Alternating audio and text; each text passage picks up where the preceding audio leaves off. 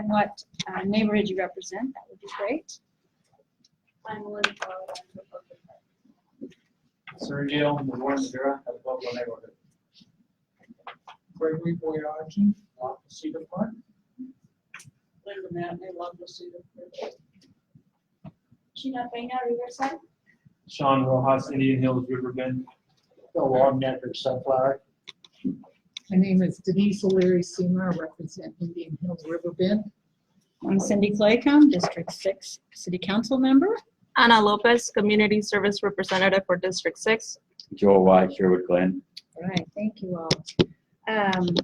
All right, approval of the minutes from December 18th. Those are in your packet. Any corrections, questions? If not, I would entertain a motion to approve. Moved by Linda, second by Bill. Any further discussion? All in favor, please say aye. Aye. Okay. Approved. All right. Community police report. Looks like we got to pull out the community police tonight too. So I'm Officer Nate Sweetall of Patrol South. Patrol South represents the Old Town, downtown area for District 6. Officer Larry Carlson is actually the community police officer, and this is going to be his last time presenting because he was recently promoted. And so he wanted me to just read some things about him, and then also some things that he is trying to finish up and work on before he leaves and goes up to be detective. He's trying to finalize a few projects in the area, such as pedestrian gates, closing protocols, an introduction to a warehouse type of license. He also went through the Old Town area for safety and looked at lighting, septet, crime prevention through environmental design. And he looked at 50 lights that were out in Old Town, and has a contractor advised that over half the lights in Old Town have been replaced and are awaiting replacement bulbs for that. So that's just what he wanted to report. He is trying to get done with a lot of those projects. We don't know who the current or the next community police officer will be just yet, but we'll report on that next time. As far as our homeless outreach team, this past month or so, we've been working with Public Works to try to streamline our cleanups, because we might go out, help homeless get into shelters, enforce our camping ordinance, and then we post it for a cleanup, and then sometimes it's a week or two because of staffing levels, or maybe there was a snow and Public Works are working nights and they can't do the cleanups. And so we actually worked with Councilmember Claycomb. We allocated some funds to start outsourcing. So we're also working with another agency that won a bid, and so we're able to get to those type of cleanups faster. And so those type of dumps or old abandoned campsites aren't just sitting there for weeks. And so that's been a good process for us to work through on that. So, do you have any questions for me, by any chance? Yes. Budget meeting in Washington, though. A meeting in Washington, D.C. with the mayor, it was went very well. We convened with, I spent a day with researchers, just kind of learning from us, and how do we implement what we're doing here to other cities. Obviously, the president's talked a lot about homelessness in other cities, and he was looking at best practices, and we pretty cool at Wichita was selected as a best practice for that. Mayor Longwell, we also spent a day at the Capitol meeting with a bunch of senators over some bills that there was about $1.5 billion that was allocated to states to fight opiate addictions, specifically targeted homeless populations. A lot of that money wasn't getting filtered down, and that was just happening through all the different other states that we were with as well. So we were convening on some those issues, policy issues about that as well. So it was a great trip. Any other questions? Thank you. thank you, Officer Sweetall. Hi, I'm Officer Stephen Thornton. I am new to Northside. I was an Eastside officer for 13 years. I moved up here. Keep mine very brief. My lieutenant has some stats she wants to share with you guys. Northern portion of District 6, we recently experienced a drive-by on the 31st of December. Reader's Digest version because it's still open in investigation. It wasn't random. Somebody's in custody, and obviously our detectives are still working it, so that's obviously good. The other thing is there were 100 Christmas dinners donated or distributed 2 weeks ago. Of those 100, we had approximately 34 distributed in District 6, and that was based off involvement from people from community centers, teachers, and also social workers. So we want to thank you guys for your involvement on that. I'll pass the time to the next person. Any questions? Thanks. Hello, I'm Sarah Aldridge. I'm a lieutenant at Patrol North, Community Policing Lieutenant, second shift supervisor. I just wanted to give you some year-end stats as we move into a new year. And these are going to be Part 1 offenses for the Patrol North Bureau. Obviously, District 6 is represented also by Patrol West, but Patrol North is basically Meridian over to parts of Rock Road. So, and Part 1 offenses are going to be murder, rape, robbery, aggravated assault, residential burglaries, non-residential burglaries like businesses, larcenies, which are thefts, and auto thefts. And for Patrol North, from January 1 of 2018 to January 1 of, or to the end of December 2019, all of those categories saw a reduction in Patrol North except the larcenies. So those could be shoplifts and those could be vehicles that are getting broken into, which we have had quite a significant increase in that.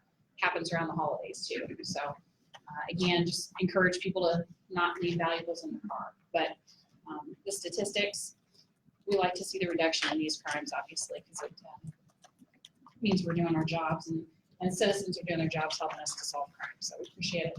You guys have any questions for me? All right, thank you. Thank you. And I am Officer Williams. This is Officer Johnson. I ride 15 feet out west. You ride 11 feet.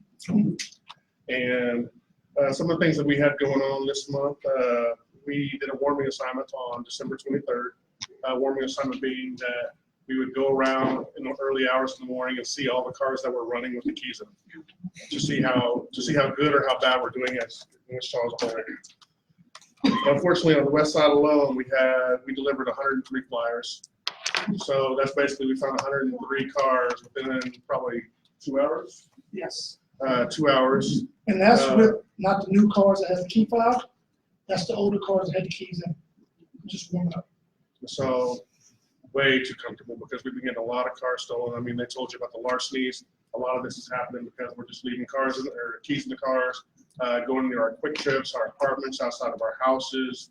You know, once you leave your keys in there, you're basically giving your car and everything in there to someone if they want to steal it.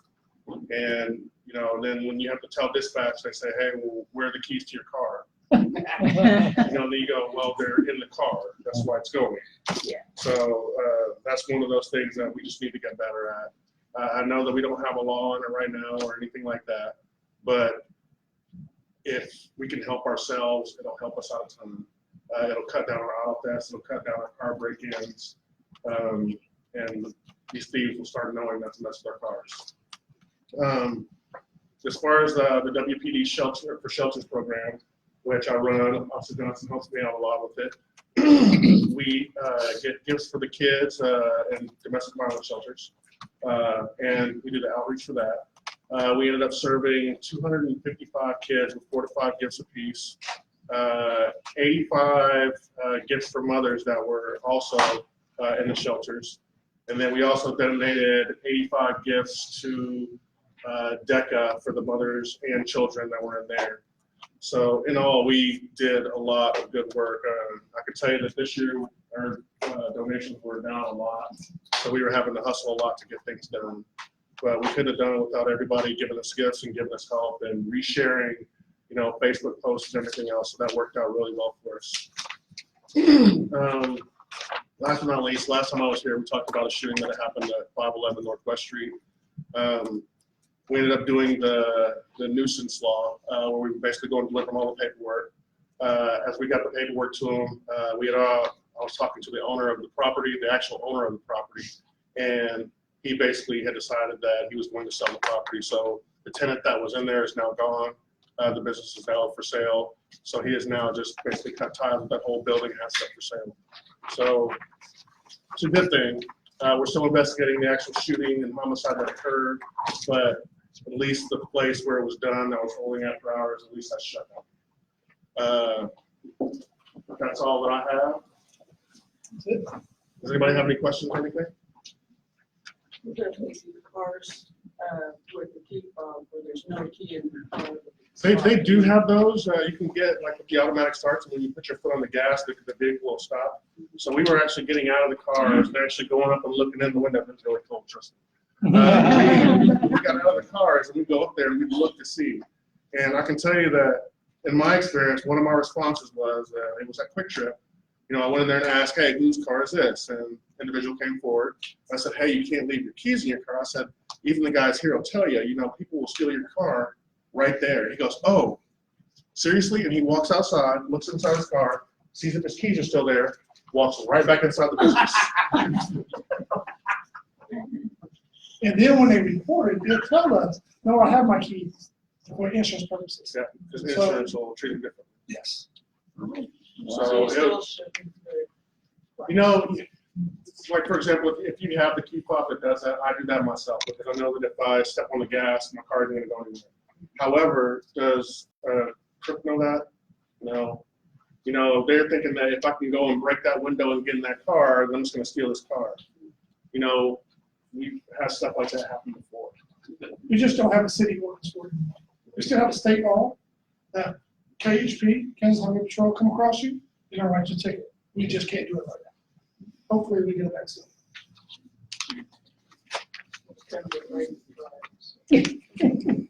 Yeah, you know, it's one of those things like, you know, you're always afraid to try it, and then when you try it, something bad happens, and you're like, see, I knew I shouldn't have did it. So, I'm the same way. Right.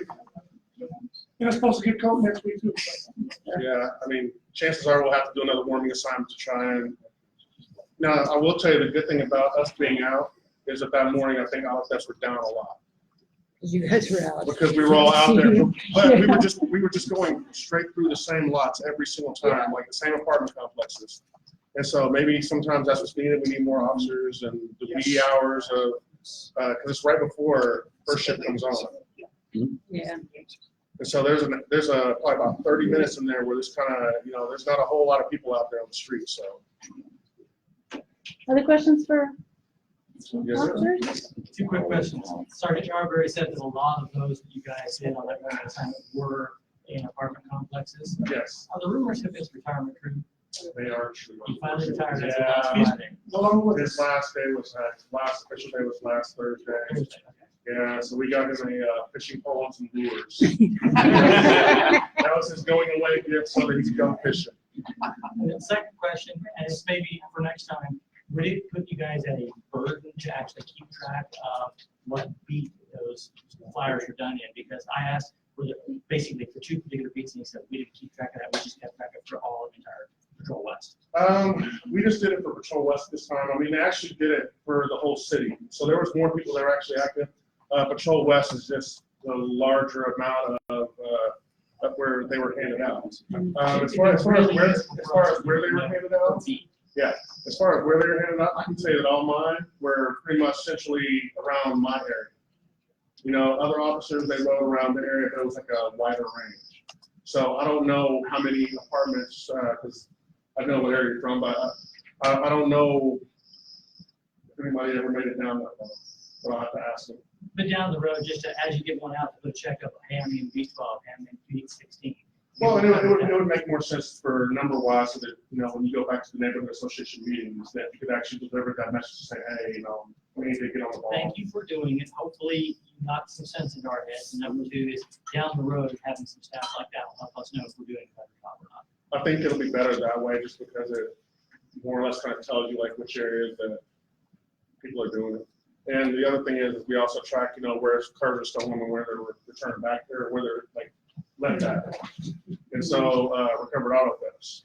And so it's always odd when you start seeing like, you know, hey, there's 5, you know, stolen cars up here. Well, that tells you that somebody's living over here. Cars are just ending up in the area. But that's kind of like the same information, you know, where are these cars getting stolen from? Well, a lot of them are from, you know, gas stations because people are going, oh, I'm just gonna run real quick. And now they're long. Any other questions? Any other questions? Thank There's you one. very much. Thank Thank you you. for joining us this evening. All right. Fire.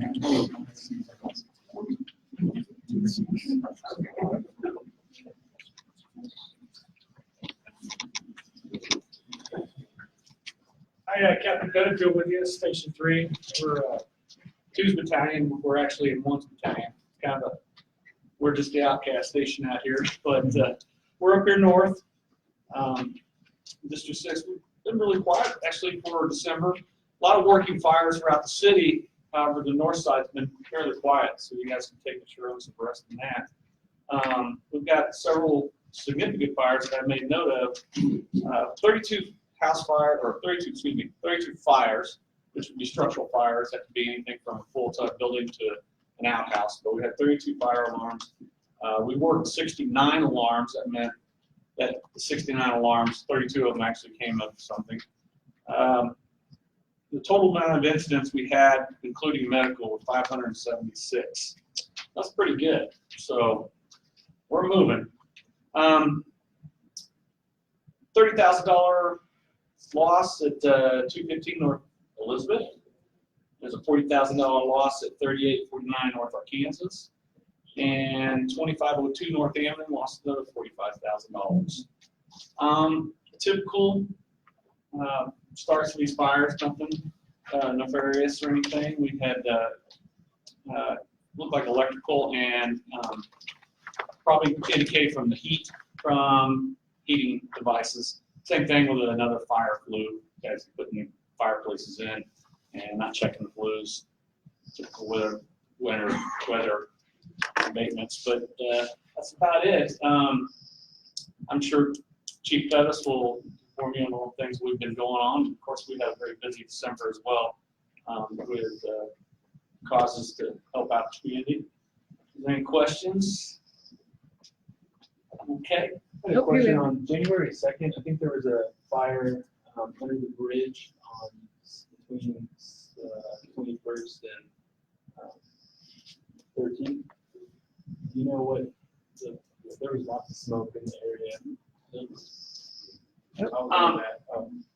I was just curious what it was. It was pretty smoky.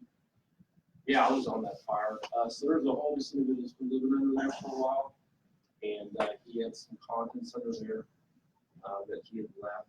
We don't know if he was there when it started or if he was gone for the day because he kind of made it back and forth. But pretty much everything he got, he had a lot of tin, a lot of things that's real close together under there, and a lot of plastic trash and stuff. Somehow it ignited and caused a lot of smoke. Yeah, smoke dripped all the way to 21st Street on the bridge. So, but we don't really even got there, but yeah, we're not sure exactly what started it.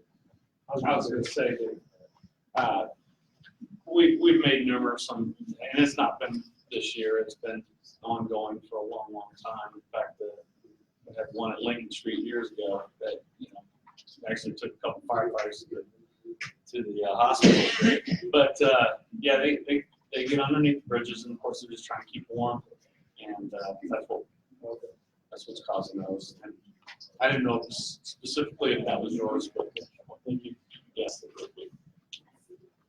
Okay. Other questions? Anybody in the audience? We're good. Thank you, Captain. All right. Appreciate it. We're going to go back in service. All right. Thank you. All right. Public agenda. We don't have any scheduled items. Anybody here to speak on an off-agenda item? You have one? Okay. Creighton? Oh, sorry. Sorry, Tina. Yeah? Yeah. What do you want to talk about something? Yes. Let's do ours during DAB reports. We'll do ours during, yeah. We'll do public right now, and then we'll do yours. That's okay. Okay, 5 minutes. Clayton Pearson, 1442. You guys know me. This is going to look like I'm talking about bikes, but I'm actually not. I'm talking about advisory boards. More of a brainstorming suggestion idea. Premise of this one being, we have a lot of 8-digit, 9-digit, even 10-digit projects going on in Wichita. Those can make an obvious difference there. But also there's a lot of small things that can make a difference too.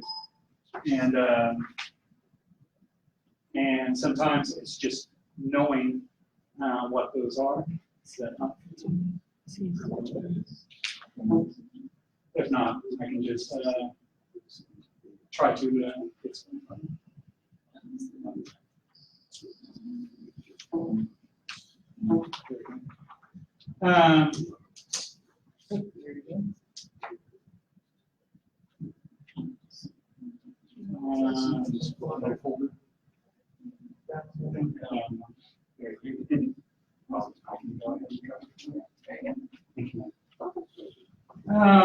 So just to give a couple of examples of the major topic that I'm trying to bring up here is sometimes one of the things I'll do if I'm just got a loose day going is I will take the bike lanes for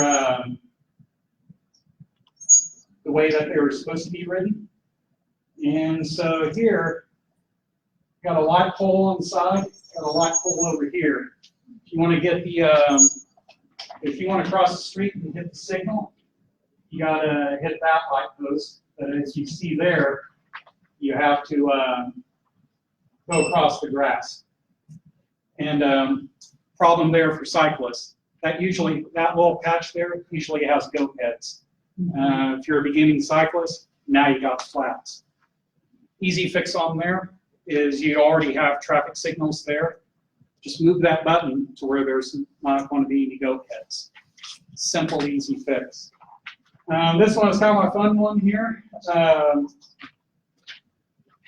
Jaywalking. So as I'm watching this, I'm just like, and she just walks straight across, never slowed down. I'm just like, man, this gal's crazy. This starts a conversation when you're downtown. Nope. Like, man, she's got an attitude. She's actually nice. She's like, all right, you want to use a crosswalk? We'll give you the crosswalk. Keeps on going. So I'm just like, all right, whatever. I find out, okay, cars passing by. I have the red, they white, get ready. It's going to turn white. Okay, it's time for me to go. Oh, I have the right of way, or as I now know, I have the right to stay out of the way. Yeah. Wow. 12. I'm not realizing I'm the dumb one. The expert just walked by me. Because what you'll see is once it turns 0, nobody is around. Now's the time to go. The safe bet is to be illegal here. So, easy fix. Put a 3-second delay. Let me get out there to block traffic before all the cars come by.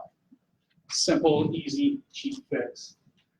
This is the same path coming down Rock Road as it crosses Washington, I believe it is.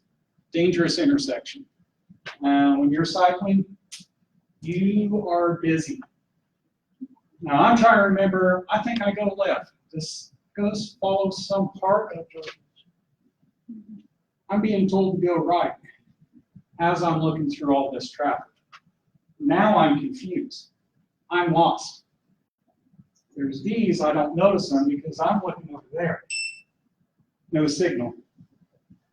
I am completely lost until I find another sign down there. Again, easy fix. Give me a sign that points both ways instead of only one way. And the last example I'll give is there's 2 problems here. Douglas and Main, heading north. Now this is nighttime, it's not bad light, but there's 2 problems. First off, you can see where the windshield marks is.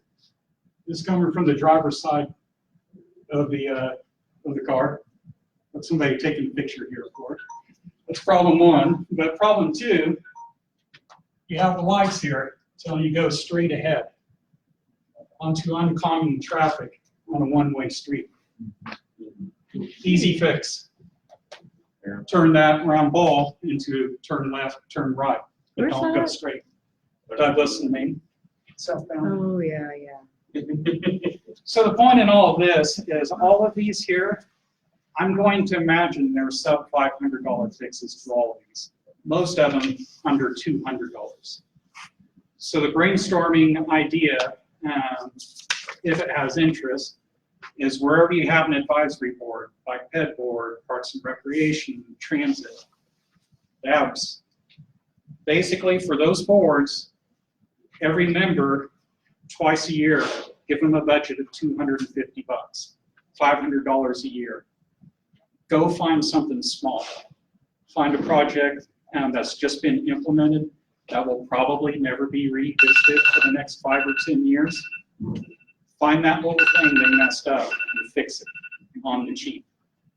And to me, if you have 200 citizens that are invested, that have to find out some of these fixes you think are cheap that really aren't, or those things that you're expensive. No, it's $50 part to fix a problem, to empower the advisory boards with those decisions.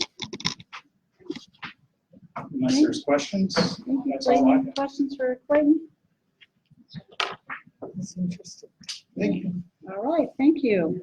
Anybody else to speak off agenda?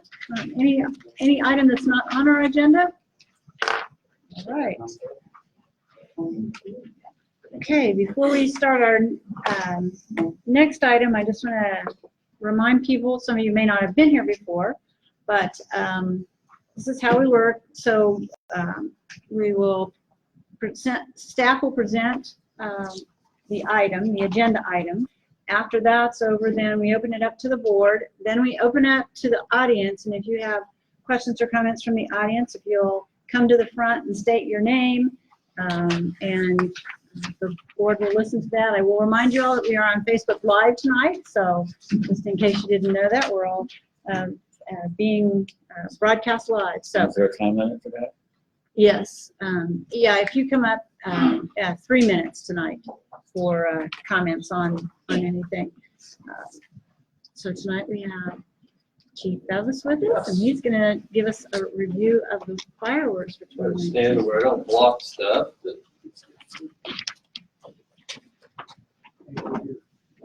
Okay, so as you said, I'm Fire Marshal Stuart Bevis, and tonight I'm going to talk a little bit about fireworks, what happened in 2019. Is it the up one? Is it, what, do I click on this? Yes. Or not? Or is it okay? You had other slides? So. Where else did it enter? Yeah. Which one did you put it in?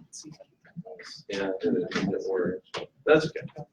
All right, really, the way I have this set up, I'm going to talk a little bit about the what we did this past year, and then talk about the survey that we did in the month of November, trying to get public input. As you guys know, in 2018 we changed the ordinance where we put a way to collect funds to do enforcement, and so this was the second year we made some changes, and so just talk about some of the results, and then like I said, the survey. So as we have up on the screen, we had 18 fireworks incidents recorded, and there's going to be some charts on the next pages sort of spell everything out. That means we actually responded to 18 incidents that were coded by fire crews as being as a result of fireworks. 3 of them were structure fires, 2 of them were non-structure fires, which means it could be a dumpster, car, anything like that. And then a lot of miscellaneous calls as well. Total about a $64,000 loss in those fires. Our reports from medical facilities, we had 51 injuries, which is pretty consistent from the year before. The 911 non-emergency complaint line took a little over 1,100 calls during the, I think, 6-day period that they operated from July 1 through 6. And then we wrote 59 citations for the use of illegal use of fireworks during the enforcement time. This chart sort of just shows a 5-year snapshot of the fire incidents that we responded to. You can see 63,000 or so losses last year, 47,000 the year before, a big spike in there. I will say of the structure fires, I believe every single one of them was due to improper disposal of fireworks, not fireworks being shot. It was people putting fireworks in the trash can, or leaving them in a pile next to the shed or something like that. And that's been pretty consistent throughout the years as well. I had a question about the slide. If you a moment. 17 and 15 have really high numbers. Was that one particular large loss? I'd have to look back, but I'm pretty sure that's accurate. We had one big loss. And I will say, like last year, you don't see a big loss here. We had a $400,000 fire, but it was on July 6th, which was outside the reporting period. On the report from that year, I had an asterisk saying we did have a high loss. That was to a bottle rocket, of course, which is illegal in the entire state of Kansas, not just in the city of Wichita.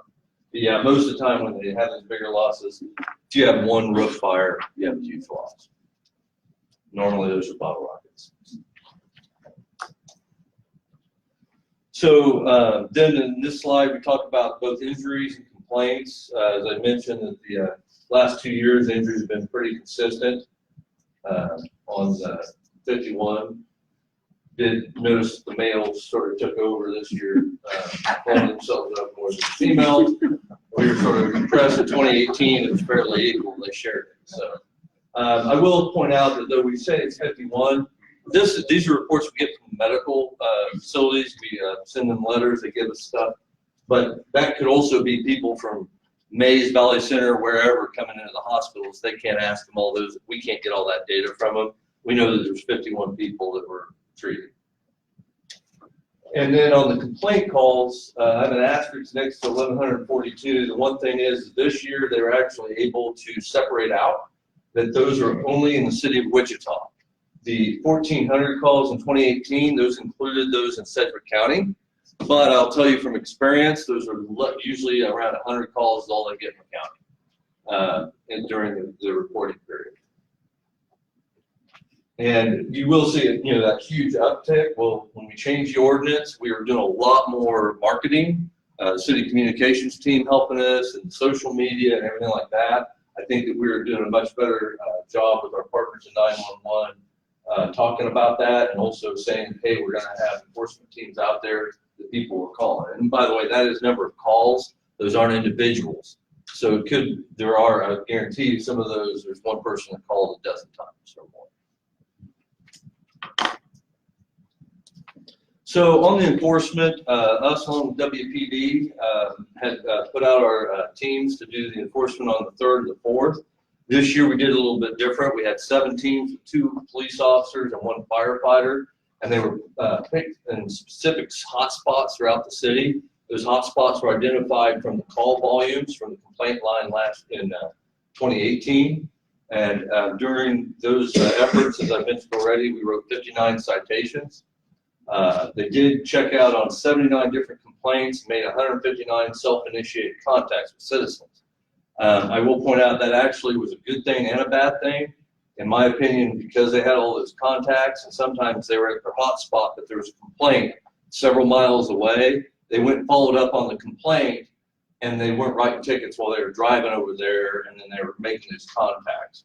Another thing that really, I think, made a big difference this year is safety with the 2 officers, but also PD had a sergeant assigned and he was running it all, and it made it a lot smoother for running the officers and getting the information like the complaints and the follow-ups. And what I don't have it on here, but there's also a couple times where our teams actually got pulled off because there was like an active domestic disturbance that they were right near, and they were having to deal with that because there were some lives at stake. This just shows the citation history. Obviously, we didn't have any dedicated sources. This was my fire investigation captain, and he was out sick on 17. So, so that, and he was really busy in 15. I can't remember which one it was. So that's the thing, is in 18 and 19 when we had actual teams assigned is when we were writing the citation. This is the heat map that I was talking about from 2018. It showed the complaint call density, and this is where we sort of eyeballed where our hot spots were to put our 7 teams out that we put out this last year. And in 2018, this is the map that shows where we wrote the citations in 18. and how that was scattered around throughout the city in different districts. In 18, we had our teams slightly put out by like our stations, our 22 stations, but we had huge issues with safety because we didn't have enough officers to keep our people safe. This is the map, it's a combined map for 2019. It shows both the call density and the tickets written. You'll notice like in this little cluster here, we have huge call density. You can see the blue for the high call density, and it's also where we wrote quite a few citations. We try to be pretty proactive in the areas where we have a lot of call, but this is this year's call data, so we're still in those areas as well. Boy, that screen jiggling messes with me. I don't know if it's messing with you guys.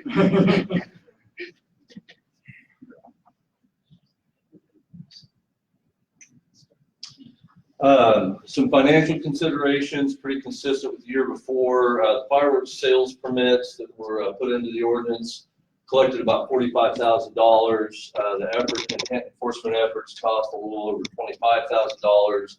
So net cost or earnings or whatever, $19,000 in the general fund. So after all those efforts, and we talked about internally and also with other city staff about what we should do next, some of it was to get some input. And we knew we were going to come back to the DABs, but before we did that, we decided we wanted to try a survey. Back in 2014, we did a survey with a thing called Activate Wichita, and it gave us a lot of information on what we were doing when we started this process back in actually 16, and it finally came to fruition in 18. But so we decided we'd do another survey. SurveyMonkey, we have a license to. We put it out, we advertised it in social media. We had over 5,000, I think it was about 5,100, a little over 5,100 responses, which was amazing from what I understand. When we did that 2014, we had 576 responses, and they were doing backflips because that was a tool the city was using a lot back then. And we were like, we just blew their criteria out of the water because of how many responses we had. So I thought 5,000 was a pretty good number to be able to get some responses on. I don't have all 11 questions on this presentation. Just a few of the key ones, and we can talk about the other ones if somebody wants to.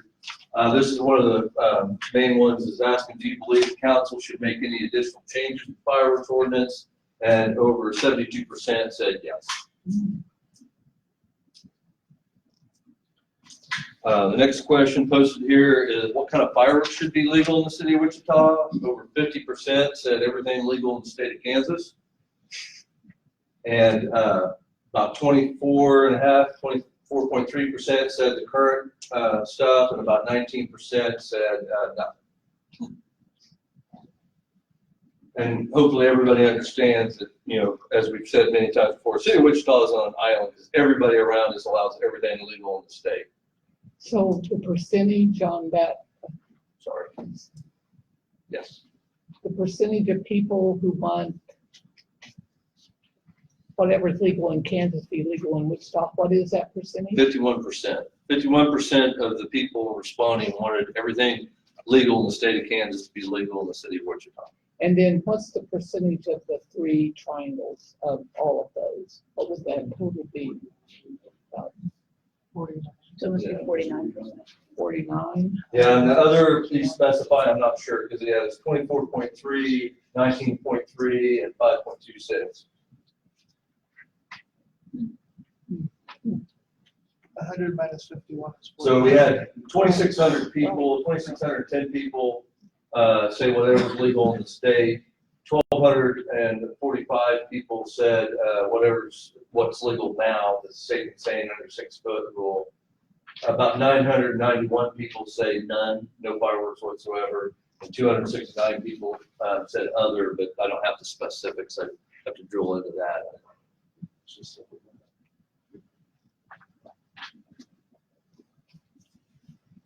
Yeah, they may have said sparklers and nothing else, you know, I don't know. Okay, and so then one of the things that always comes through the contact I have with citizens is about the dates and the time. So we put those questions in the survey as well, on how many days the public should be allowed to set off. It's currently set up to 9 days, which is what's allowed for sales in the state. Those numbers, and then, I'm sorry, I have to move over here so I can read a little bit better. 37% said 9, which is the number the amount currently allowed. And then dropping it down to 4 was 27% came in second there.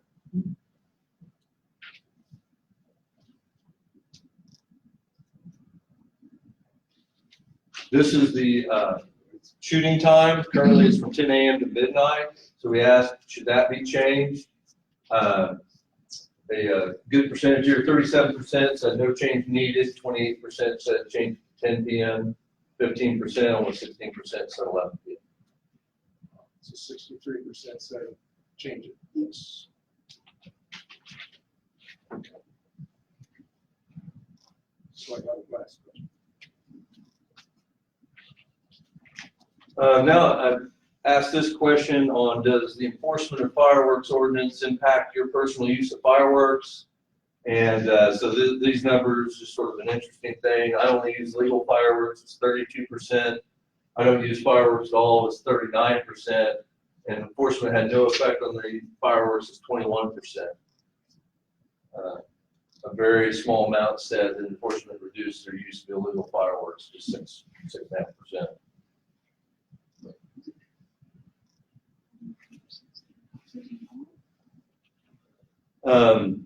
And then I asked this one on whether they felt that what the status of the use of fireworks was, if it was better or worse. The majority of the people said it was about the same as the past year, which is it was over 59%, right? So over 3,000 people.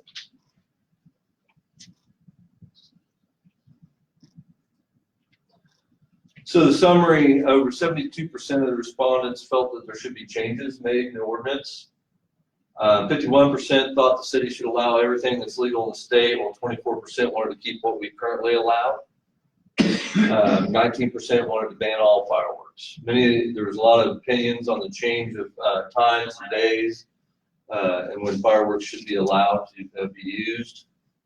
So yeah, when you add all of them together, it's more than the status quo, but the status quo was the majority by itself.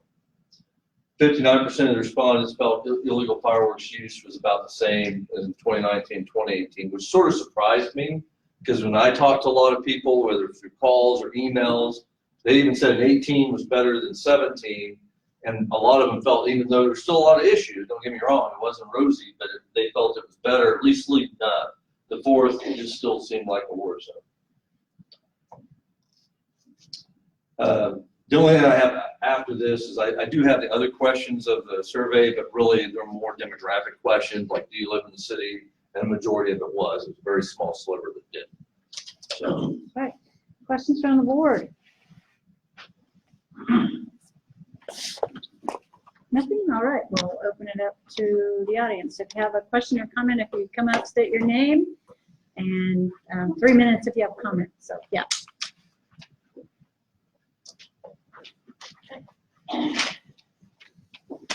Behind there? Or No, just no, just right just here is where fine. Yeah, just address the board if you would. Hi, I'm Susie Cunningham. I live on Warren Street over by North High.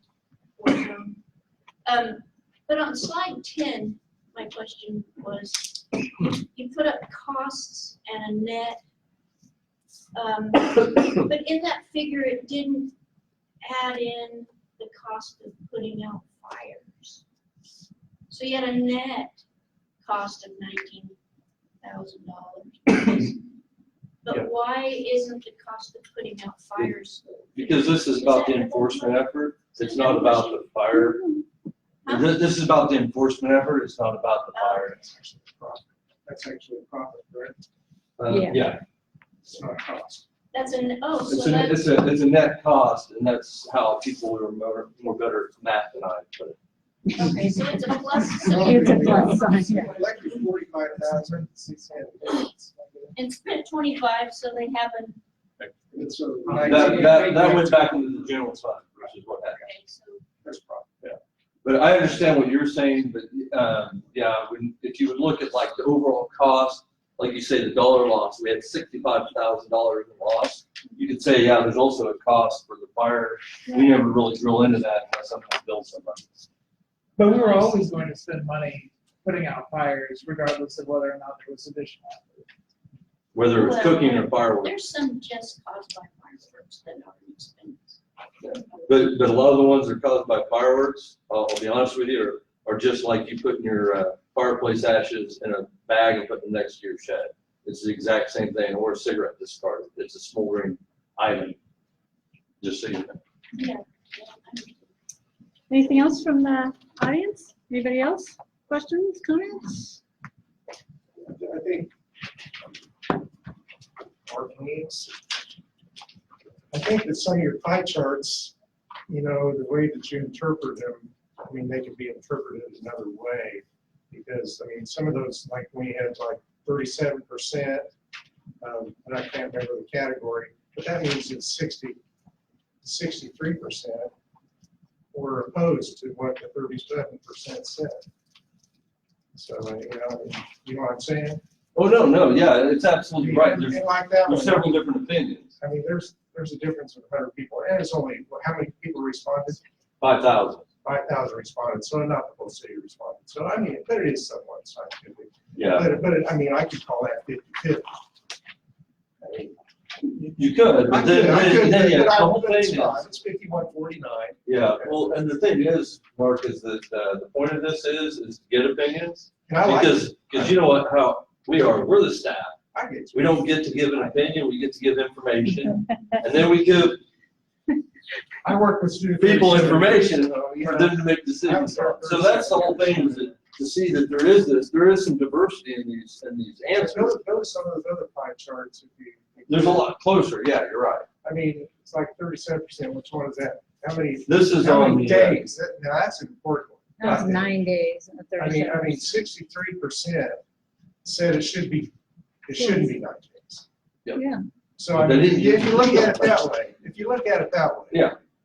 Yeah. And then there's another one, I think it's the same percentage, I can't remember what the question was. The change in hours. That's the hours. The hours. Yeah. There again, 63% say it should be different. And honestly, that is the whole reason why we asked these questions, because in the past, when we went to council, there was no clear, because a lot of times it was 50-50. If we just asked people to come up and talk to the podium, we didn't have anything whatsoever. There was no real way, so how do they make a good decision?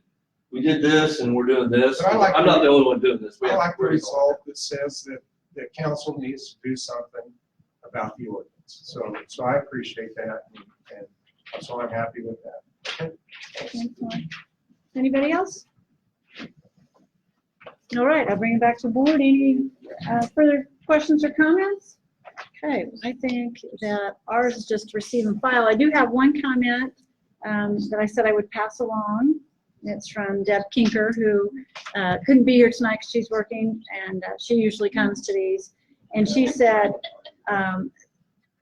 both of the last 2 years, I've called non-emergency line to report illegal fireworks on the 3rd and the 4th, and received return phone calls from police officers saying I need to call the fire department, not the police, because police doesn't handle fire complaints. And in both incidents, I explained to the officers that I've called non-emergency, and they replied I have to call back and instruct and instruct to have the complaint handled by the fire department. So there's still some of this back and forth between police and fire thing. So I'm not sure if non-emergency is misrouting since they're a county office.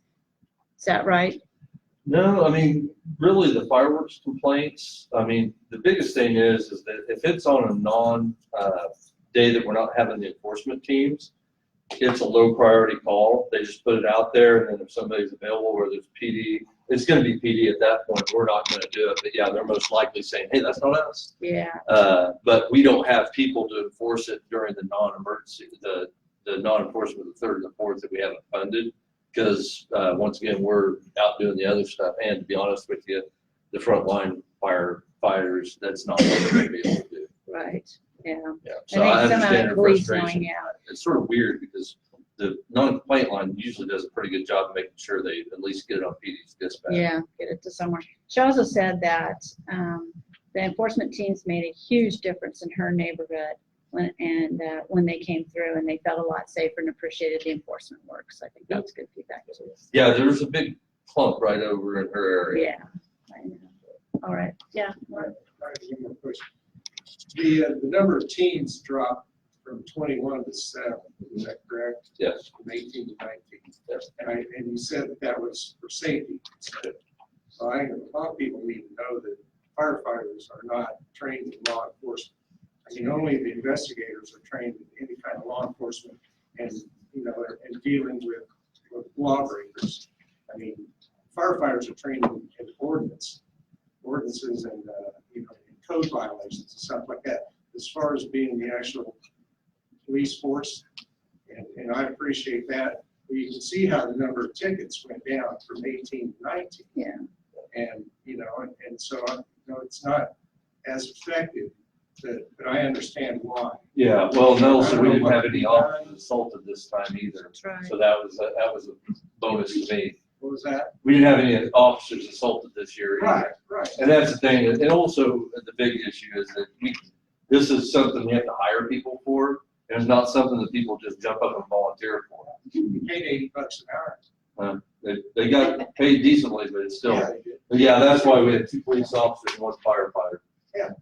And I think that part worked out better. That did, So- and there's still things, there's things that me and the sergeant talked about afterwards that we have to tweak and fix, because unfortunately, they can't be as responsive to the complaints because they're not writing the tickets. And that was the thing, but, and like I said, we had 1 team that got tied up for over an hour on a DV call. So I had to go pick up one of my guys because there was an assault call right as they were writing their last ticket, and then they were there for a while. I had to go pick him up so he could go off duty. So. All right. Thank you, Chief. We appreciate it. All right, next item, Delano Hutchinson Trail Pathway Project. Jeff Best and Paul Benjamin here. And Campbell. I'll give a brief introduction while I'm pulling that up. We had Paul Benjamin with the Public Works and Utilities. We had a contract with the Tram Systems, Brett Lukowski's here with them, and LK Architecture. Next mentioned Jeff Best too. Williams, part of the team as well. We went outside to get a model of some of the artistic elements that we are designing into this project. I won't steal too much of Jeff's thunder, but I do want to cover a few things. This design is from McLean to the west through Seneca over to Exposition, and there's 3 distinct areas in that region. Jeff will cover that. We have been to the Delano United meeting, Delano Association meeting, as well as the Bike Ped Advisory Board meeting. I believe, when I was talking to Bill prior to the meeting, that we have the recommendation from the Bike Ped Advisory Board. I won't go through that. However, if we have read it, it'll make more sense when Jeff talks about that. You'll pick up some of those things. So I will turn it over to Jeff, and I see Kent's coming back in here, so won't be too much disruption. Go ahead. One other thing, we do have funding for these projects. In the capital improvement program, one of them is funded in 2021, and the other is funded in 2023. So we've got a little bit of time here. We'd like to get some feedback from y'all so that we can further these designs and move forward. So I'll turn it over to you. Hi, everybody. My name is Jeff Best. I'm a landscape architect here in town. I work for LK Architecture. I'm a sub consultant to Trans Systems on this, but anyway, enough about that. Some of the folks in this neighborhood, this is number, what, 5 or 6 for you. We actually went to Park Board right before the bike ped, so it's been kind of a marathon. This graphic right here is actually what we started off, actually when we interviewed for the project. We kind of envisioned this area, this plane just gets oriented a little bit, Exposition here, Seneca here, Douglas Way here. So it's that greenway through there. We kind of looked at that as 3 distinct zones through that section, or kind of a transition from zone to zone, instead of kind of the same experience all the way through. This first section here is a pretty standard greenway concept, which we'll get into the details shortly. This second zone here, we started looking at as having a few more opportunities than just a greenway, potentially like Plaza Street or something like that, that could actually help stimulate some redevelopment in that section. And then zone 3, it actually gets a little bit wider through that area, so a bit more linear park-like, where more amenities can be actually put into those sections. I don't trust PowerPoint, so I brought a PDF, and I'm sure that that's it. So this first section right here, Sycamore. Oh, safe. All right, so EPC, probably get over there. They're building like crazy right here, and then Hutton's office is right here. So part of this project is actually the redesign of Sycamore, putting angled parking on that street. Great. I'm short, I can't reach it. So where is? There it is. I had all kinds of trouble with the cardboard. I couldn't make anything work. So Sycamore right here, and that triangular piece right there. They're out there working in a big amount of dirt for some reason. I'm not sure what's going on. Anyway, we do have a little get through. Big rock. They had big. Oh, they should save for Yeah, us. We actually need that. We actually brought you to go talk to them about that. So we have about a 30-foot get through right through this section, which will take us out to McLean. We're going to widen out those walks on the west side of McLean to 10 foot, taking both north and south, where you can tie on then to the bike lane here, and then cross over here, get on that bike path right through along River Vista there. We've also talked about potentially a crossing in here, but we haven't quite sorted that out. We'd really like to put one in there, but there's some distance issues from the intersection we've got to work through. We started with this section here because of the Hutton and EPC wanting to get going on their project. So we spent a fair amount of time working with them directly on this section. You see, we've got a crossing here. Now, Railway didn't do this. We all know that. But what happened was, instead of angle, EPC actually purchased all this ground that's dedicated basically a reserve right through here for public access. So we'll be crossing over, coming back up, and then across. Now, Sycamore also had shared use lanes through there. Now, this offset actually presented kind of an opportunity when we started thinking about visual cues leading through there. Going back to something like I talked about, but we wanted to go beyond signage. Ken, you want to jump in here? This is something that Kent's our artist, kind of came up with, thinking about those visual cues as you lead through this section. Yeah, thanks, Jeff. So this is a mock-up sculpture of what we think could be helpful in reinforcing the continuity of experience and orientation and look and feel of the project through the corridor. This is smaller than what we'd be proposing. This is a scale model that could scale up to 16 feet tall, so that it actually would be a view reinforcer along this whole corridor. It could be half that size for a more repetitive component along that corridor that might double to solve other problems, like where we need a gate at the dog park, etc. So the idea of this form is paying homage to the original Chisholm Trail route, which is just a few hundred yards from this particular route. And what this is drawn from is one form of the Longhorn. We're just taking it, just by rotating it 90 degrees, it abstracts it, and it can be many other things just depending on our experience and our imagination. But that was the beginning, or the nexus for how this form came to be. And many of people today have seen different versions of this. This is just one of 3 or 4 different variations of how this could come together with plate steel. So it'd be very durable. It could live in the elements. It could be galvanized. It could stay weathering and rusty. And then we also think there's some opportunity to do some interesting things just on the upper end of it with light, maybe even colored light, to again reinforce the uniqueness of the space and to engage and connect over the length of this site. So in this sketch, basically, we've got one located right about here, which is at that terminus, and a second one over here. This pathway, it kind of shifts. It's not a straight shot through here, and that's kind of another reason why we went down this road.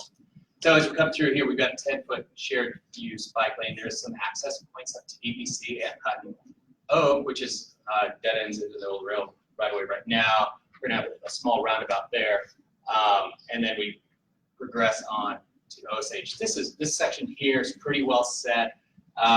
Really, these folks are using it for staging right now, so we're gonna come in on their back end and do that work first. Now, these next three would be that zone 2. So basically it's from Osage to Seneca. There's 3 ideas here. And this is kind of what we brought to the community to talk through. This first one, let's again. Darn fingers. All right.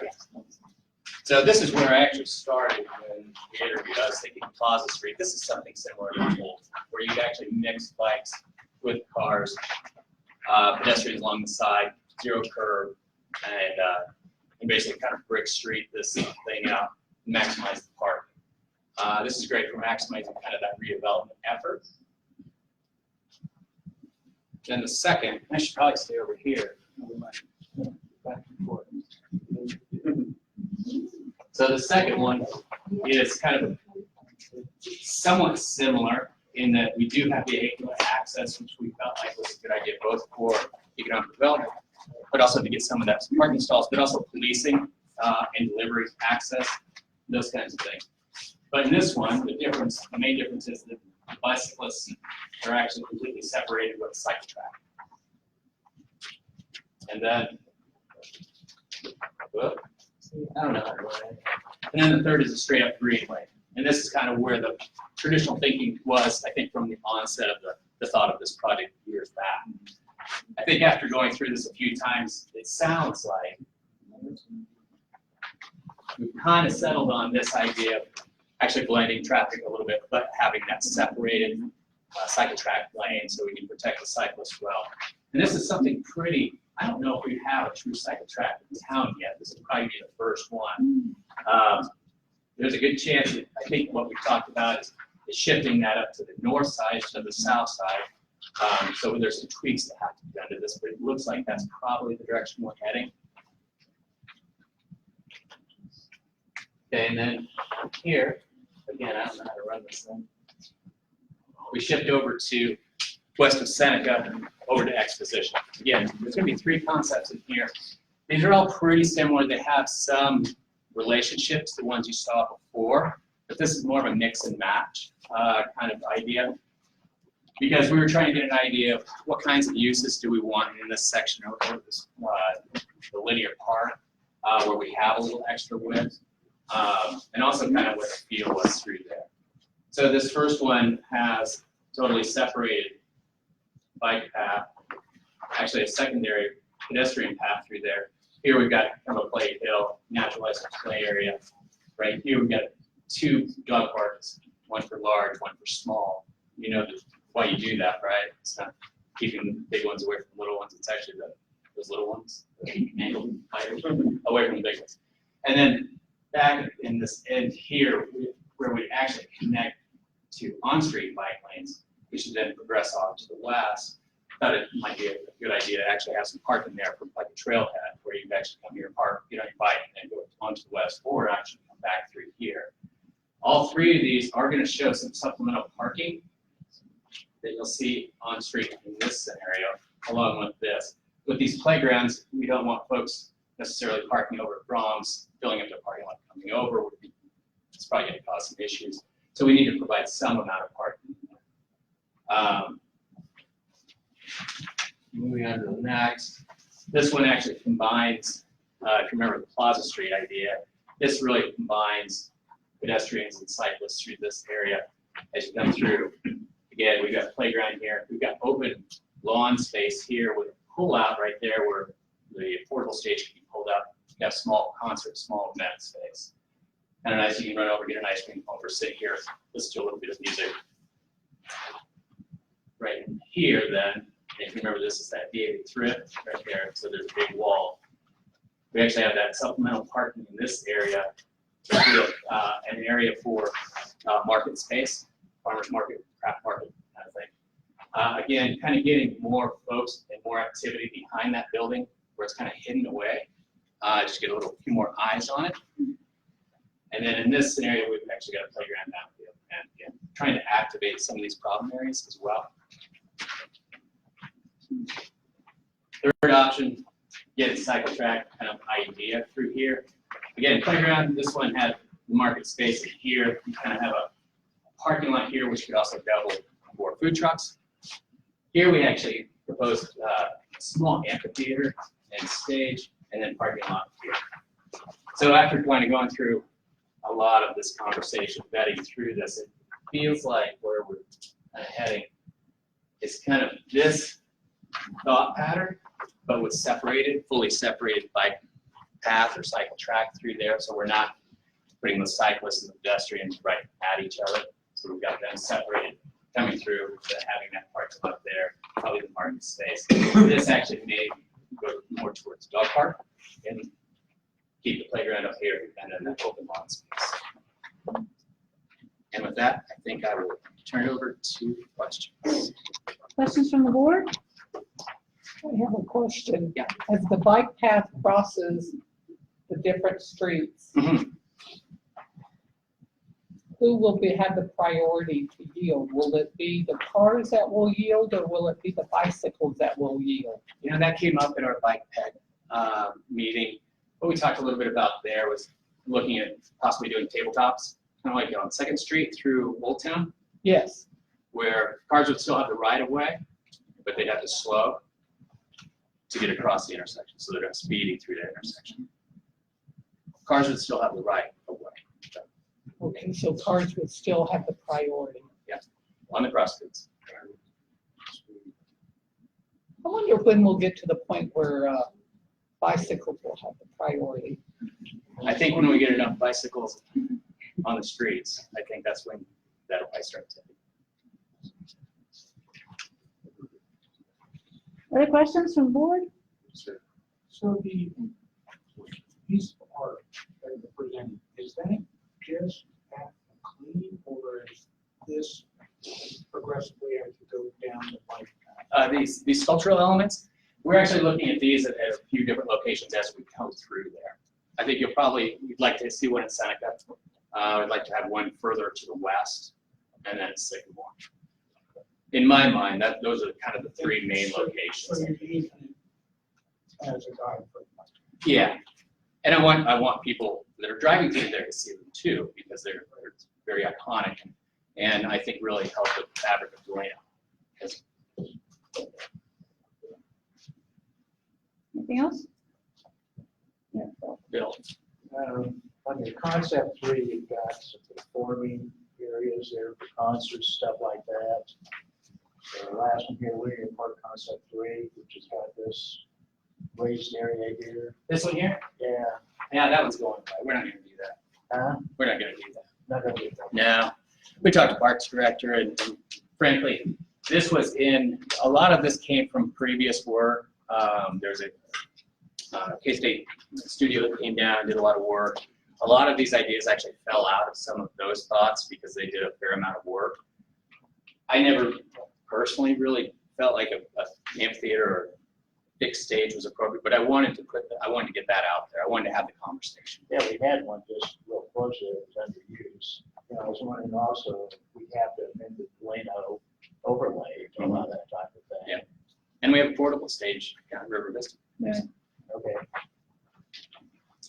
So we're gonna be able to hook up with Garden Fly and Sunrise with this. That's part of the other phase of this. Trans Systems is under contract for that design as well. That this will carry the path from where this ends. We've looked at, going down the K&L Railroad corridor, as well as looking at other options. We still have to work with KDOT to get through I-235 and Kellogg, but it will connect up to the Prairie Sunset Trail at Kellogg. as another phase of this. Finally got a bike bridge up the cows get out there. So, in that same context, does this progress all the way through? Does the art form progress all the way through? You know, we haven't talked about that yet, but I could actually see these being utilized as small markers progressively down. I mean, it wouldn't be the 16-footers necessarily. There may be even an opportunity at the bridge or the ditch too to incorporate some of that.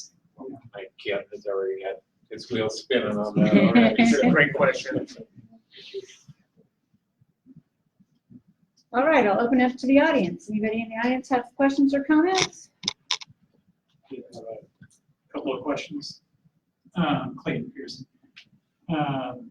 So as far as challenges that I'm seeing in your plan there, one of them I think is a change, if I'm understanding that correct, is crossing Sycamore.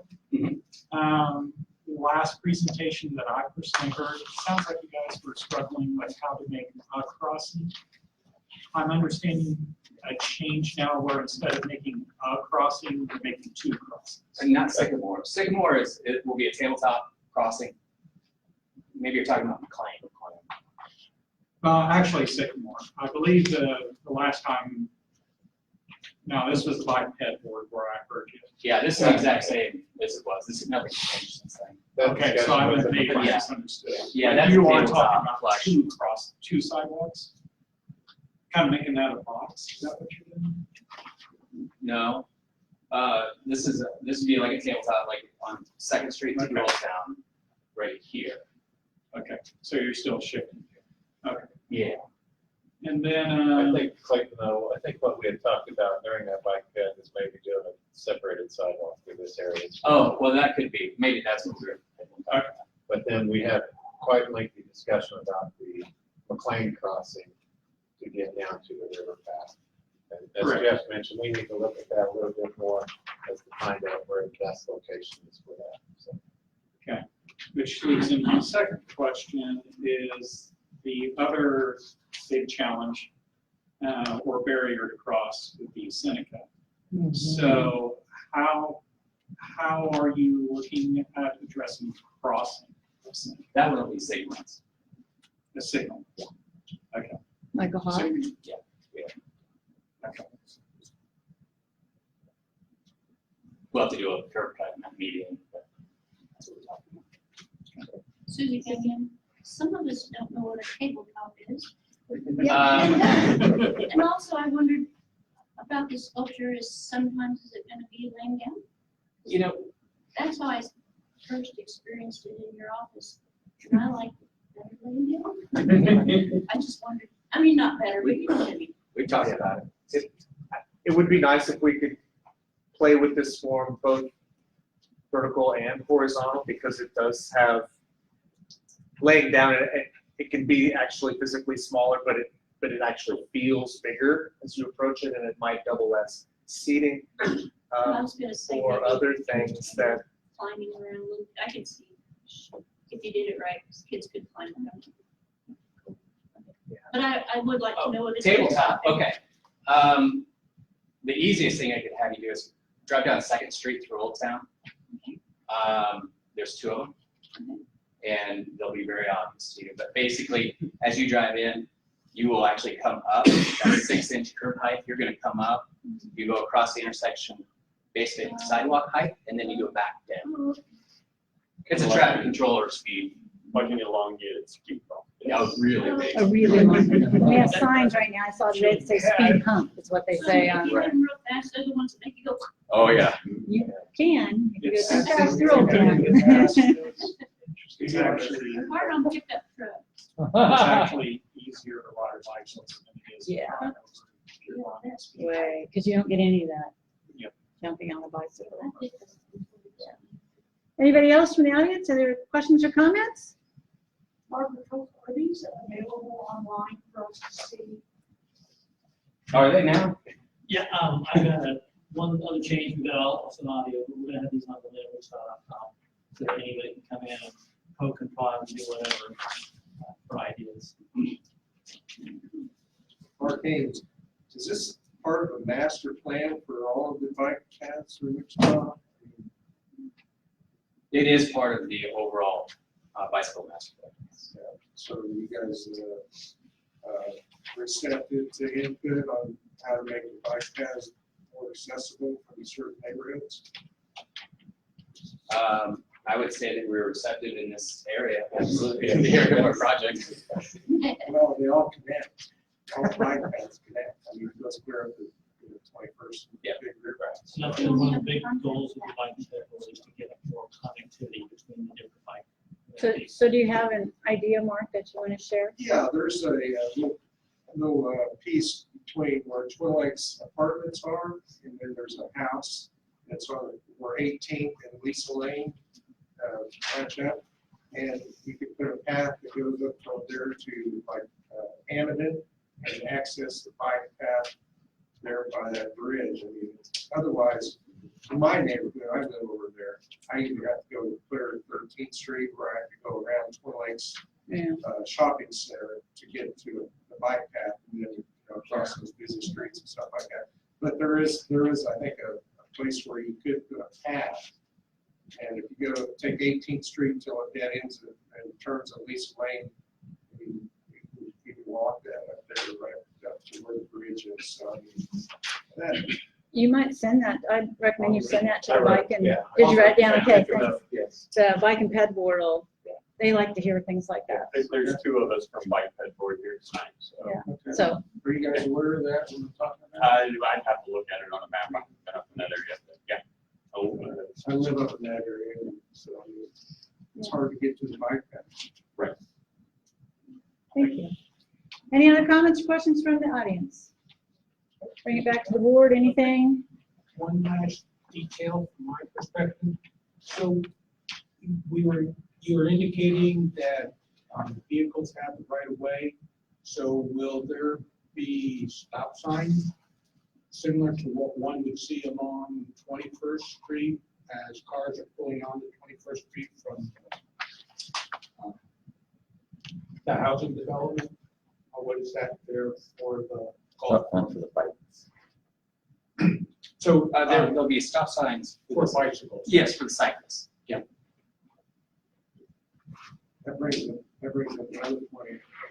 There'll be barriers so cars can't get on the bike paths. Yeah, we were joking about that a little bit at Bike Ped about using these, about this towel. No. But making it really sharp. Yeah, But yeah. All right, any other See what's questions? happening. Oh, yeah, yeah. Any other questions from the board? All right, I think this is just a received feedback, so I think you've got the feedback. Thank you very much for visiting with us today. Really appreciate that. All right, Philip. Thanks, Jen. Well, good evening. My name is Philip Ziegenberger, and I'm the associate planner with the Metropolitan Planning Department. Got two planning cases for you this evening. The first one is CUP 2019-39. It's an amendment to the CUP of the Street Briar Community Unit Plan, which is on the northwest corner of 21st and Hamilton. The specific amendment is for amending the requirements of parcel 10, which is for the self-storage complex there that's north of Aldi's, like the very northernmost parcel of that commercial area. And it's actually pretty simple. The shopping center was constructed in the 1970s. Come around 1983 is when the self-storage unit was put into place, and at that time they created a BZA case for it and put several restrictions on what could and could not happen with that self-storage unit. And actually those restrictions that are on it right now are more strict than what we allow for self-storage units should you go build one right now. Our zoning code is less stringent than what the restrictions are on this property. So they're simply looking to null and void the case that was made in 1983 when the shopping center, when the storage unit was put in place to allow the zoning code to actually govern the site in its place. And that way they kind of have a level playing field for what they are allowed to do with their business as other self-storage units are allowed to do in Wichita. There's a whole lot of detail in the staff report of what the restrictions are or what is permitted in self-storage units within the zoning code. I'm not going to go into those for the sake of time. If you have specific questions, I can address them. That I can stand for any staff comments or questions or comments. It's pretty straightforward. Yes, go. Okay, you're referencing 16 is going to take the place of 13. And you're saying operation of such facilities will. I'm sorry, I'm sorry, I can't hear you. I'll speak about it too, I'm sorry. Okay, 16, you're basically saying you can't have a U-Haul type facility there. And, you know, on 13 then, we're keeping that, but we're dropping off, BZA, nor shall storage space be rented or leased to any commercial businesses, individual corporation for the storage of any merchandise, stock, furnishing, or vehicles of business of any kind. What kind of business is that? I can't really speak to that. I know the property owners here, he could probably speak to that as well. So we're dropping that restriction, so I'm just curious about what that is. Correct. I mean, I don't know too much about the case. This is actually Dave Burett's case. I can defer to the property owner to see if they have anything specific in mind. But again, it's more these types of things are allowed with commercial storage units right now, or self-storage units right now, because we just have a level playing field. So I don't know if you want to address those questions. We have several complexes in town. Do you want to name and? I'm sorry, Thank you. Leon Bader. Thank you. The owner of Store All Self Storage in Wichita. Originally built that project in '83. So been with it for a long time. The owner of it since about '85. Other projects we have in town, businesses, we have attorneys who store files. They come once a year and throw away old ones, put in new ones. We have a title company, same thing. We have a furniture, an office furniture company. They keep some overstock in there. We see them about every 2 weeks. Trying to think who else. We have several businesses who I think they rent 4 or 5 times the value of what they're storing. Typically what we have, on this property, there would really be no business in bringing vehicles. It doesn't really lend itself to vehicle storage, and everything has to be inside. Okay. Thanks. Any other questions from the board? So basically, they're just trying to bring the code up to current. Right. When the restrictions were put on in 1983, the code was different at that time, and it is currently more strict on that property than it is on any self-storage unit. Currently in Wichita under the current code. That's right. With respect to item 10, what's being proposed to do, and item 14 of the old goes into new. All storage on the property shall be kept within enclosed buildings unless a portion of the property or lot of the property is zoned to otherwise permit a designated area for outside storage. That's what's new. So if that was to happen, does it have to come back to the board? Yes, it is currently zoned, I believe, limited commercial, and limited commercial has very strict restrictions on outdoor storage. It has to be an accessory use to a business. So like a Lowe's garden center can allow a certain amount of outdoor storage, which is merchandise in accordance to the business that they're running. The first zoning classification that allows outdoor storage would be office warehouse, and that would be a zone change, which would not only be a zone change, but amendment to the CUP.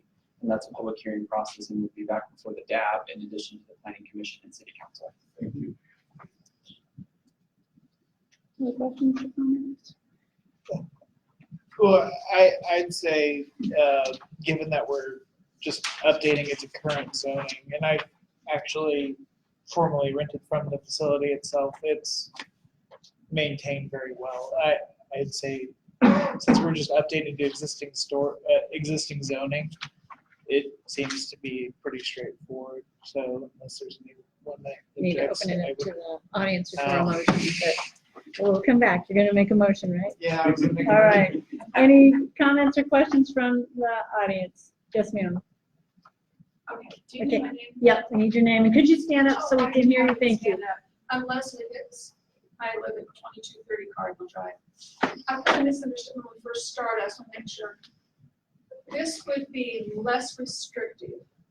So there are restrictions being removed and would open it up for additional uses, types of uses, or additional things that can be allowed stored there.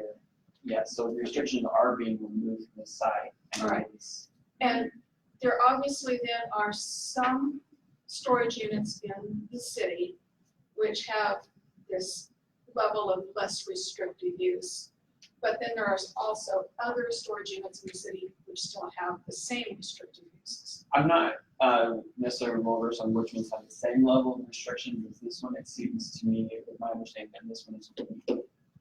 I would say the average storage facility in Wichita probably has less restrictions because they're just governed by what the code says right now versus what the code said in 1983. What was done in 1983 wasn't the code that was governing it. It was actually specific spot restriction on it, which is why I feel that this is a unique property and being more restricted than other storage units. And I agree that I think it's probably unique because of its proximity to residential. Possibly. And also to its proximity to retail. And we are, you know, as that shopping center kind of begins to decline, I think anything that we can do to help stabilize it and keep it active, viable, as well as the neighborhood. And I think kind of what I'm thinking is that if there's probably not conducive to the vehicle storage that Bill was referring to, if it's not conducive to it, then our best chance to keep that area viable in character with the neighborhood that it is, the residential and the stability, is to keep those types of activities. If it's not viable for that, then I don't see a reason to provide for that activity to come in. So that's just my thinking. I think it might be unique in terms of its location. But there are, certainly with storage at 29th and Amadon and storage at 21st and Amadon, that there probably are sufficient areas for those types of activities to occur. And yes, it may not be a level playing field, but it's also the property that was developed and was developed for those reasons. I'm kind of looking at it as maybe just stability for the area. Thank you for your comment. Thank you. Anybody else? All right, I bring it back to the board. Any more discussion or questions? Oh, Ms. Baker, if I could, I failed to mention this is being heard at Planning Commission on Thursday. That's the second opportunity for the planning department. It then goes into its 2-week protest period, so if there any opposition to it, you can file a protest with the city clerk 2 weeks after the Planning Commission, and then be scheduled for City Council. City Council is about a month after the Planning Commission is, and the City Council ultimately makes the final decision. And Bill, can you mention where MAPC, the time and where? Yes, so the planning department is at 271 West 3rd Street. It's the Ronald Reagan Building, we're on the 2nd floor, and it's at 130. I did have one other question. Yes. How many things would be less restricted? And how do, There's only one statute within the current restriction of 13. It's really more restrictive than what it is now.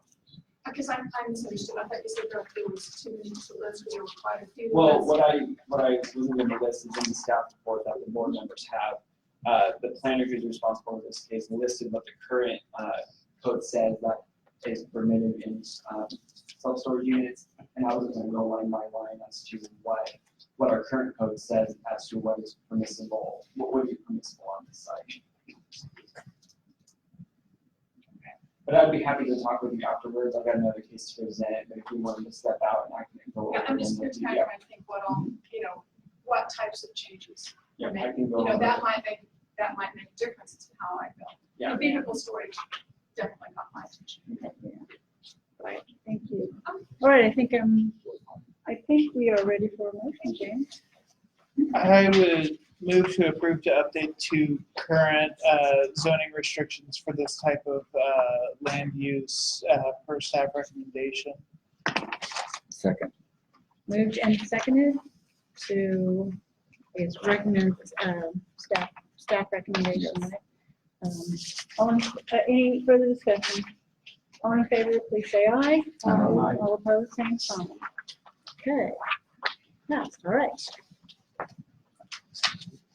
The second one is a rezoning case. It's for a property along Doris Street between 3rd Street and St. Louis. It's in the 400 block of North Doris. The applicant is requesting to rezone this property from single family SF5 to TF3, which is 2-family zoning, in order to construct a duplex. The lot is currently vacant. The lot is insufficient size, or it has sufficient size for the requirements for a duplex, which is a minimum of 6,000 square foot lot, and I believe it's over 11,000 square feet, so it's actually double it. Required. So there's no issues there. All the properties around it are immediately setback. However, there are cases of TF3 zoning within the neighborhood, so it's not unheard of or not new that there would be a duplex coming in there. And based on those characteristics, staff is recommending approval of this. This one is also being heard at the same planning commission meeting on Thursday. Again, 271 West 3rd Street, second floor at 1:30 in the afternoon. And I can stay for any questions you have for staff. Questions from the board? All right, anybody in the audience have questions or? Yeah. Two questions, Vince Hancock.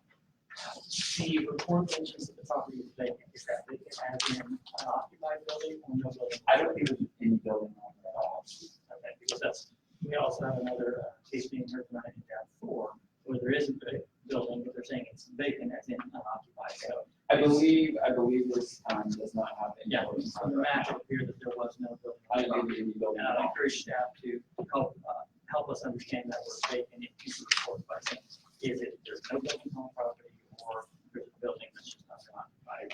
I believe the property tax record showed that this one had been demolished in 2017. Okay. Another one was, you mentioned the applicant. Is the applicant the current property owner or? The applicant is the current property owner. The only one you can see any changes to the property through the planning department has to be property owner. Okay, thank you. Anybody else? All right, I'll bring it back to the board for further discussion or a motion. Make motion to approve. Second. Been moved and seconded. Any further discussion? All in favor, please say aye. Aye. All right, good deal. Thank you, Philip. All right, yeah, members, any issues of concern? I know Denise said the traffic dividers that they're repairing. Traffic barriers, Public Works reinstalled the traffic barriers, I believe, Friday. As of now, there's like 5 or 6 have been removed. Are people like physically going out and like Yes. picking them up? Or they're Or running over them. or they're running over them. Within 30 minutes this morning, I went on an errand between 9:30 and 10. I noticed 2 of the barriers were missing and I'm thrown off to the side. I was returning home. There was like, I'd say maybe 5 barriers removed. And I saw this red pickup with the left turn off of Perry on the 14th, cut through there. Just put a concrete wall. Okay. This is an experiment right now, so that's why they're.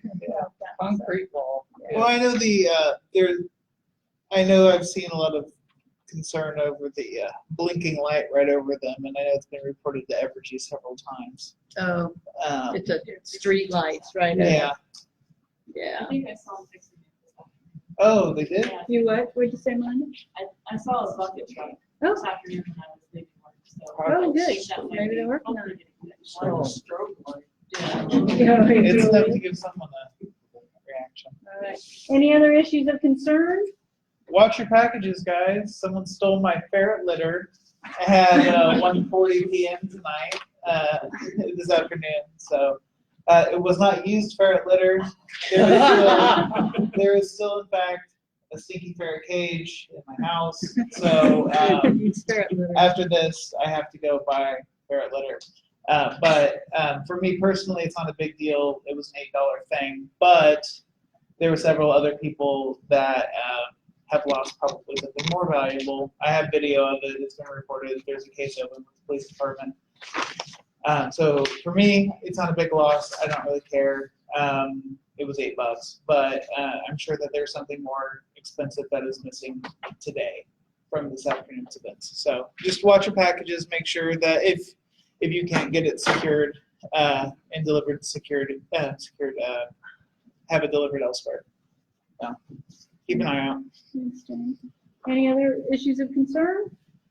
All right, neighborhood reports. We'll start with Gina. Oh, yeah. What I would say about Perry and 13 that really works. I mean, living Perry, that's all these things in the middle of the road, the Perry and 13. Yeah. That's how it works. That's why it's an experiment. Yeah, that's not really works. Okay. Well, I don't know if Anna actually wants to explain this. So Gina, what Gina did, You can show them. So Gina worked on a project earlier with a group of local Hispanic businesses to make what it's called the Wichita Hispanic Business 2020. And what it is just a group of local entrepreneurs and leaders in the community that did this very artistic calendar, which focuses on a different business for each month. And this is a way of saying thank you to the Wichita community for all of the businesses that these local businesses have gathered throughout the year. This is something that's very traditional in Mexico. At the end of the year, you produce a calendar that you give out to the residents who come to your businesses and buy your stuff, your goods. So if you look through it, it has all of the businesses, and all of the businesses did it on a volunteer basis, including the makeup artists and the photographers. Everything was done on volunteer work. These are going to be distributed at the different businesses that are on the calendar, and they are completely free to the community. We had a big celebration last week before. Yeah, last week. 29th, yeah. the big celebration at Botanica with all of the businesses and models and a Aztec dancer. Yeah, Aztec dancer. Very Hispanic dancer. Yeah, so anyway. So it took a lot of hours and a lot of creative people who volunteered their work to get this out to the community as a way of saying thank you. Yeah, but Anna, she's kind of shy, but she's in the calendar. I am. She's January I am. 2021. Oh my. So I'm representing the Evergreen Research Center that is over here in District 6 in the north end. And that is what's in the calendar. January 2021. 2021. All right. And even this is the Hispanic Chamber involved too.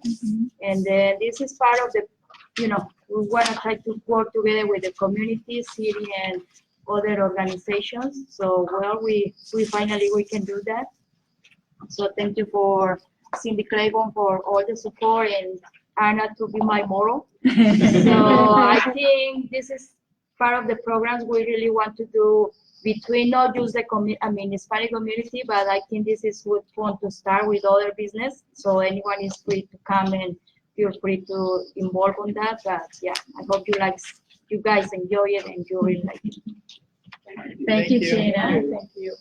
All right. Other neighborhood reports? Anything from anybody's neighborhood? Nope. All right. So I have just a few things. One is, I think there are flyers on the table over here. We're having free flu vaccines from the Sedgwick County Health Department at the Evergreen Neighborhood Resource Center. So over at 2700 North Woodland. It's January 13th, 9:30 to 11:30. Totally free, right? Completely free, correct. And this is for uninsured people over the age of 19. Okay. So it's something we should put on our Facebook and share. Yeah, you certainly can. We'll put it on ours, but you can certainly do that. We'll share what you share. You say, okay, all right, sounds good. And then I thought I would mention the middle of December, I was invited to a White House conference for women municipal leaders. So it was a really great experience. I got to go to we didn't meet in the White House. We met right next door in the Eisenhower office building. It was about 60 women leaders from around the country that were invited, and we heard from secretaries, and we heard from assistant secretaries and deputy secretaries and folks like that, all women. And then Vice President Pence came in and welcomed us. So it was it was a really great experience. I was glad that we got to go. I think that these connections that we have with the federal government are really important. I don't know if you guys have heard recently, but we got a $14.4 million grant from the federal government to do a multimodal center in Delano.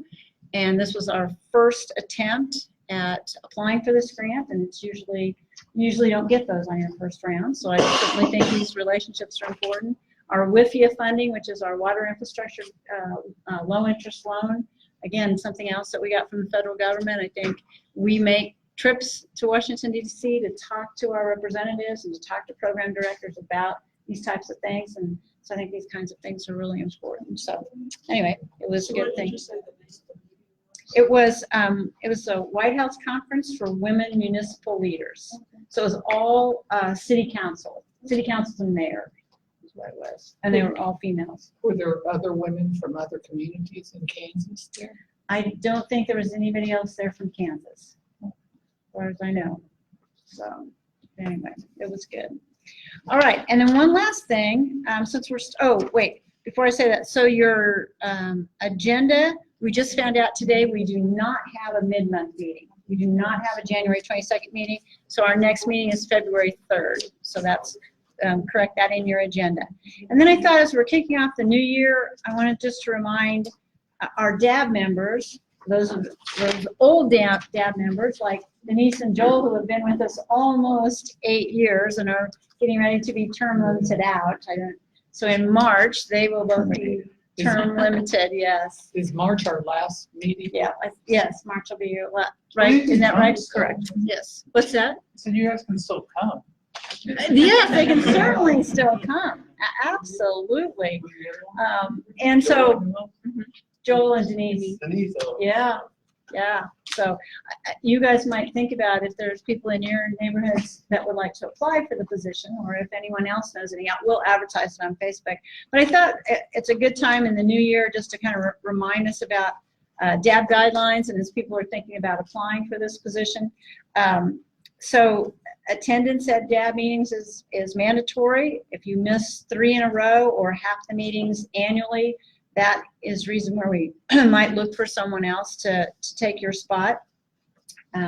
Your responsibility on zoning cases is to read the packet before the meeting and drive by the site. And you know that when you hear our DAB members, they'll say, I went by there. And so that's always a good thing. And then DAB members represent their neighborhood and are responsible for taking information back to their neighborhoods, but also bringing information forward. That's why the end of the night we always do issues of concerns and neighborhood reports.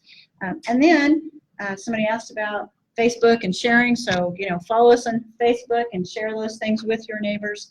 And I think all of you subscribe to the District 6 newsletter, and that's got a lot of good information in it. So that was just a good time to remind us of all those things that we do for the DAB. And unless there's anything else, we do have a coffee coming up on the 25th. Oh yes, thank you.